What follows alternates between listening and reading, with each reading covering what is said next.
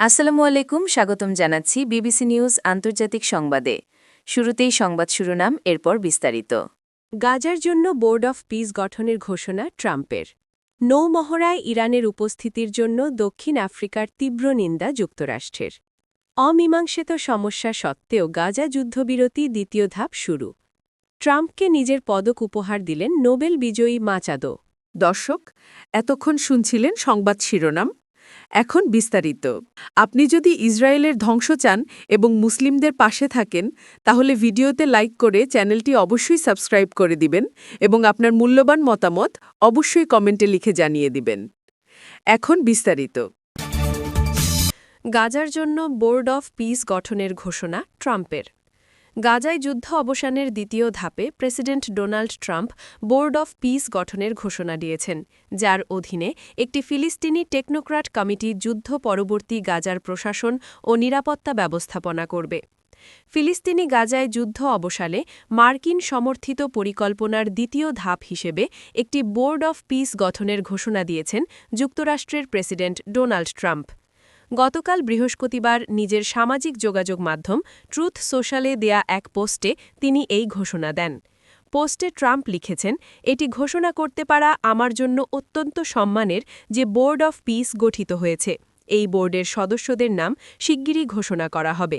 তিনি আরও বলেন, আমি নিশ্চিতভাবে বলতে পারি এটি যে কোনো সময় যে কোনো স্থানে গঠিত সবচেয়ে মহান ও মর্যাদাপূর্ণ বোর্ড।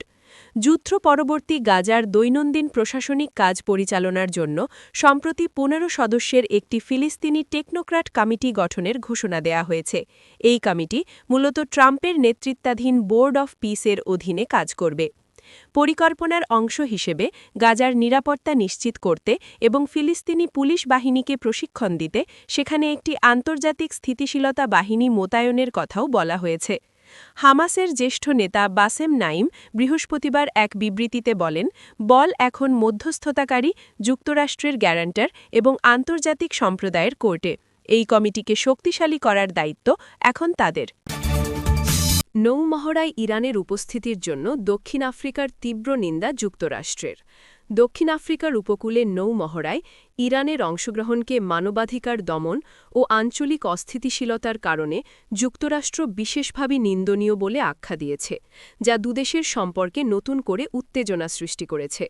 ইরানে বিক্ষোভের বিরুদ্ধে শাসক গোষ্ঠীর কঠোর দমনপীড়ন ব্যবস্থার কারণে বৃহস্পতিবার দক্ষিণ আফ্রিকার উপকূলে নৌমহড়ায় মধ্যপ্রাচ্যের দেশটির উপস্থিতিকে বিশেষভাবে নিন্দনীয় বলে সমালোচনা করেছে যুক্তরাষ্ট্র। ব্রিক্সভুক্ত দেশগুলোর অংশ হিসেবে অনুষ্ঠিত এই মহড়ায় অংশ নিতে চীন, ইরান, রাশিয়া ও সংযুক্ত আরব আমিরাতের জাহাজগুলো প্রায় এক সপ্তাহ আগে কেপ টাউনের উপকূলীয় জলসীমায় প্রবেশ করে। স্থানীয় গণমাধ্যমের প্রতিবেদনে বলা হয়েছে, দক্ষিণ আফ্রিকা সরকার চীন নেতৃত্বাধীন এই মহড়া থেকে ইরানকে সরে দাঁড়াতে অনুরোধ করেছিল। এই মহড়া এমন এক সময় অনুষ্ঠিত হচ্ছে যখন ইরানে দমনপীড়ন চলছে, আর এর ফলে মানবাধিকার কর্মীদের মতে কয়েক হাজার মানুষ নিহত হয়েছে। মহড়াগুলোতে ইরানি জাহাজগুলো ঠিক কতটা জড়িত ছিল তা স্পষ্ট নয়, তবে দক্ষিণ আফ্রিকার নৌবাহিনী এই মহড়াগুলোকে ন্যায্যতা দিয়ে বলেছে এগুলো জাহাজ চলাচলের পথ ও সামুদ্রিক অর্থনৈতিক কর্মকাণ্ডের নিরাপত্তা নিশ্চিত করার জন্য প্রয়োজনীয়। সমালোচকরা উল্লেখ করেছেন, এই মহড়ায় এমন দেশগুলো একত্রিত হয়েছে যাদের সাথে যুক্তরাষ্ট্রের বড় ধরনের কূটনৈতিক মতপার্থক্য রয়েছে, অথচ একই সময়ে দক্ষিণ আফ্রিকা ওয়াশিংটনের সাথে নিজেদের ক্ষতিগ্রস্ত সম্পর্ক উন্নত করার চেষ্টা করছে। অমীমাংসিত সমস্যা সত্ত্বেও গাজা যুদ্ধবিরতির দ্বিতীয় ধাপ শুরু। ইসরায়েল ও হামাসের মধ্যে যুক্তরাষ্ট্র সমর্থিত গাজা যুদ্ধবিরতির দ্বিতীয় ধাপ শুরু হয়েছে, যেখানে ফিলিস্তিনি টেকনোক্র্যাটিক কমিটি গাজার দৈনন্দিন শাসন ও পুনর্গঠন পরিচালনা করবে। তবে হামাসের নিরস্ত্রীকরণ, পূর্ণ রাজনৈতিক সমাধান ও ফিলিস্তিনি ঐক্য সম্পর্কিত বড় প্রশ্নগুলো এখনও অমীমাংসিত আছে। ইসরায়েল ও হামাসের মধ্যে যুদ্ধবিরতি লঙ্ঘন এবং প্রথম ধাপের কিছু ইস্যু অমীমাংসিত থাকা সত্ত্বেও যুক্তরাষ্ট্র সমর্থিত গাজা শান্তি পরিকল্পনার দ্বিতীয় ধাপ শুরু হয়েছে।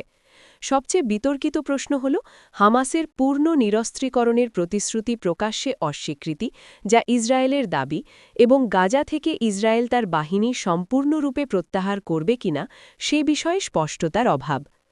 গত বুধবার ঘোষিত ফিলিস্তিনি টেকনোক্র্যাটিক কমিটি যুদ্ধ পরবর্তী গাজায় দৈনন্দিন শাসন এবং পুনর্গঠনের দায়িত্ব নেবে। তবে হামাসের নিরস্ত্রীকরণ, একটি পূর্ণাঙ্গ রাজনৈতিক সমাধান ও ফিলিস্তিনি ঐক্য নিয়ে বড় প্রশ্নগুলো এখনও অমীমাংসিত রয়ে গেছে। প্রথম ধাপ থেকে দ্বিতীয় ধাপ পর্যন্ত উন্নয়নের একটি সংক্ষিপ্ত বিবরণ নিচে দেয়া হল। প্রথম পর্যায়ের অর্জন ও ফাঁকফোকর। মার্কিন প্রেসিডেন্ট ডোনাল্ড ট্রাম্প কর্তৃক উন্মোচিত ২০ দফা প্রস্তাবের অংশ হিসেবে এই পরিকল্পনার প্রথম ধাপটি ১০ অক্টোবর শুরু হয়েছিল এবং এর লক্ষ্য ছিল মূলত গাজা উপত্যকায় যুদ্ধ বন্ধ করা, সাহায্যের অনুমতি দেয়া এবং হামাস ও মিত্র ফিলিস্তিনি গোষ্ঠীগুলোর হাতে আটক থাকা সমস্ত জীবিত ও মৃত পণবন্দীদের ফিরিয়ে আনা। ট্রাম্পকে নিজের পদক উপহার দিলেন নোবেল বিজয়ী মাচাদো। নোবেল বিজয়ী ভেনেজুয়েলার বিরোধী নেতা মারিয়া করিনা মাচাদো ট্রাম্পকে নিজের নোবেল শান্তি পুরস্কারের পদক উপহার দিয়েছেন। তবে নোবেল কমিটি জানায় পদক হস্তান্তরযোগ্য হলেও নোবেল বিজয়ী উপাধি হস্তান্তর করা যায় না। যুক্তরাষ্ট্রের প্রেসিডেন্ট ডোনাল্ড ট্রাম্পকে নিজের নোবেল শান্তি পুরস্কারের পদক উপহার দিয়েছেন ভেনেজুয়েলার বিরোধী নেতা মারিয়া করিনা। বৃহস্পতিবার হোয়াইট হাউসে এক ব্যক্তিগত বৈঠকে ট্রাম্পকে তার নোবেল শান্তি পুরস্কার পদক প্রদান করেছেন বলে নিজেই জানিয়েছেন। ট্রাম্পের সাথে তার এটিই প্রথম সরাসরি সাক্ষাৎ। মাচাদো বলেন, আমি মনে করি আজ আমাদের ভেনেজুয়েলার জন্যে একটি ঐতিহাসিক দিন। পরে ট্রাম্প সামাজিক যোগাযোগ মাধ্যমে কৃতজ্ঞতা জানিয়ে বলেন, এই পদক্ষেপ পারস্পরিক শ্রদ্ধার এক চমৎকার নিদর্শন। হোয়াইট হাউস থেকে বেরিয়ে মাচাদো সমর্থকদের উদ্দেশ্যে স্প্যানিশ ভাষায় বলেন, প্রেসিডেন্ট ট্রাম্পের ওপর আস্থা রাখা যায়। পরে সাংবাদিকদের তিনি জানান, যুক্তরাষ্ট্রের প্রেসিডেন্টের হাতে নোবেল শান্তি পুরস্কারের পদক তুলে দিতে পেরে তিনি গর্বিত। গত সপ্তাহে মাচাদো যখন এই পদক ট্রাম্পের সাথে ভাগ করে নেয়ার কথা জানিয়েছিলেন, তবে নোবেল কমিটি স্পষ্ট জানিয়ে দেয় এই পুরস্কার হস্তান্তরযোগ্য নয়। নোবেল পিস সেন্টার বিবৃতিতে জানায়, একবার পুরস্কার ঘোষণা করা হলে তা বাতিল বা অন্যের কাছে হস্তান্তর করা যায় না। একটি পদকের মালিকানা বদলাতে পারে, কিন্তু নোবেল শান্তি পুরস্কার বিজয়ী উপাধিটি অপরিবর্তিত থাকে। উল্লেখ্য, ২০২৪ সালের বিতর্কিত নির্বাচনে মাচাদো নিজেকে জয়ী দাবি করলেও মার্কিন বাহিনী প্রেসিডেন্ট নিকোলাস মাদুরোকে অপসারিত করার পর ট্রাম্প মাচাদোকে সরাসরি সমর্থন না দিয়ে রদ্রিগেজের সাথে কাজ শুরু করেন। মাচাদো